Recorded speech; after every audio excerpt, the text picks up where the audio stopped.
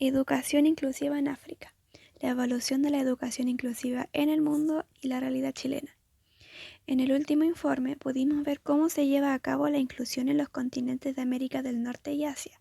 En esta ocasión abordaremos el último continente restante, África, y por último, a modo de conclusión y unificación, explicaremos cómo se ha llevado a cabo la evolución de la inclusión en el mundo y específicamente en la realidad chilena. África.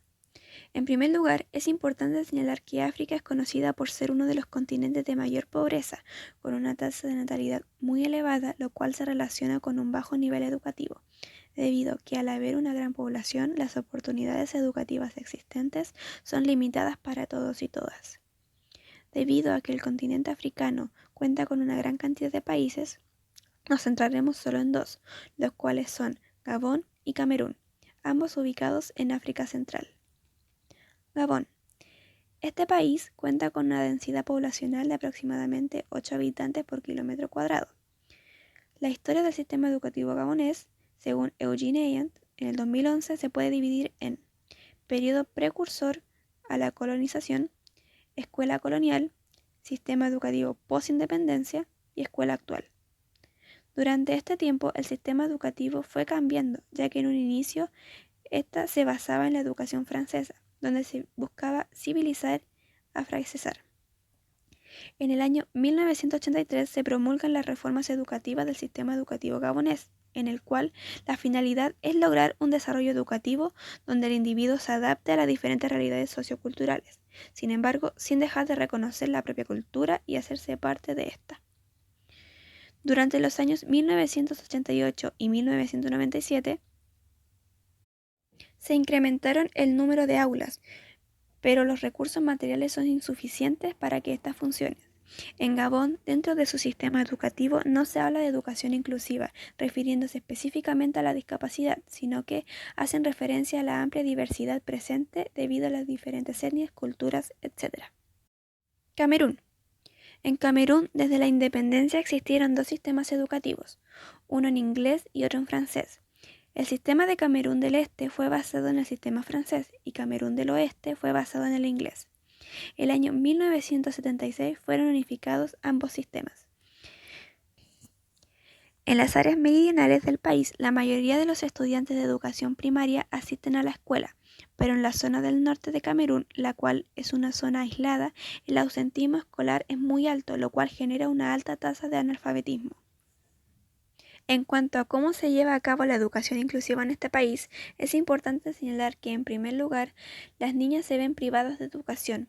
Más de 3 millones de estas no cuentan con una educación suficiente, generando que un 70% de las mujeres sean analfabetas, sobre todo en la zona norte del país, donde los niños tienen muchas más posibilidades de acceder a una escuela que las niñas.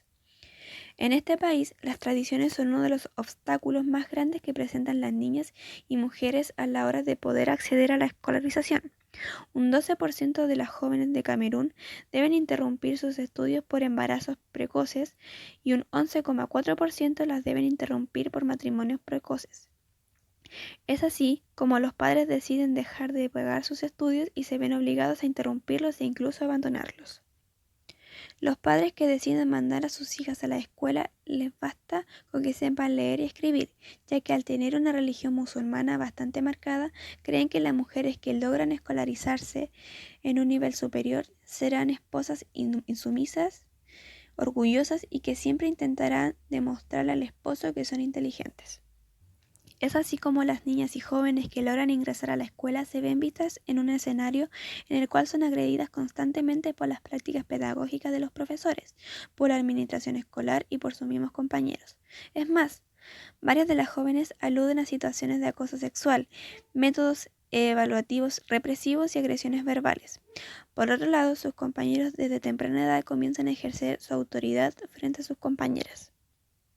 De este modo, podemos concluir que las prácticas pedagógicas no ayudan a una inserción de las mujeres en las instituciones educativas. Ahora, pongámonos en el caso de que alguna de estas jóvenes presente alguna discapacidad. ¿Cómo creen que serán recibidas en las escuelas? Han sido múltiples los intentos por establecer la educación inclusiva como una práctica educativa a nivel mundial, pues como hemos abordado diversos países y su relación con la educación inclusiva, diciendo que hay países que están a puerta de lograr una verdadera inclusión, aún a nivel mundial queda mucho por realizar.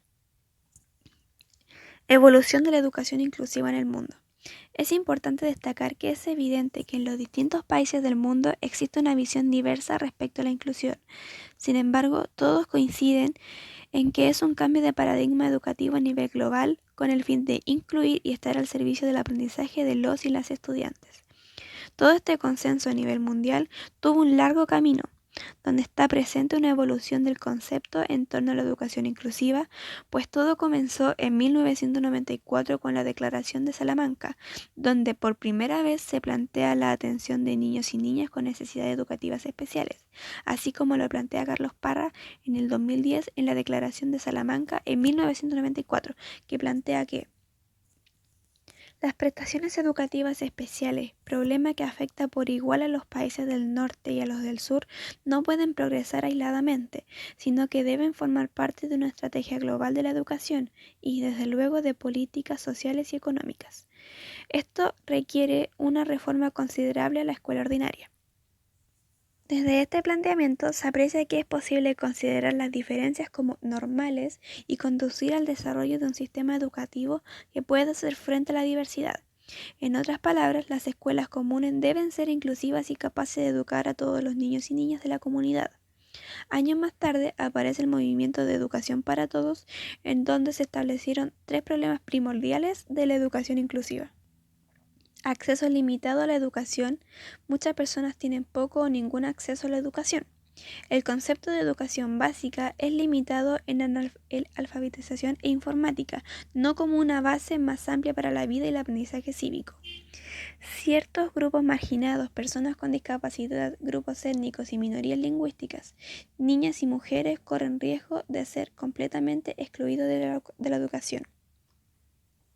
Para concluir, a nivel global, el concepto de educación inclusiva ha sido adoptado por organizaciones como la UNESCO.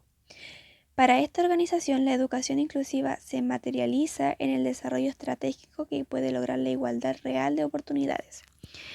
Esta adopción representa una intención de establecer un camino alternativo para la integración escolar. De esta forma, la UNESCO define la educación inclusiva como un proceso que fortalece la capacidad del sistema educativo para abarcar a todos los alumnos. Por lo tanto, debe entenderse como una estrategia clave para lograr la educación para todos. Como principio general, debería guiar todas las políticas y prácticas educativas basadas en el hecho de que la educación es un derecho humano básico y la base de una sociedad más justa y equitativa.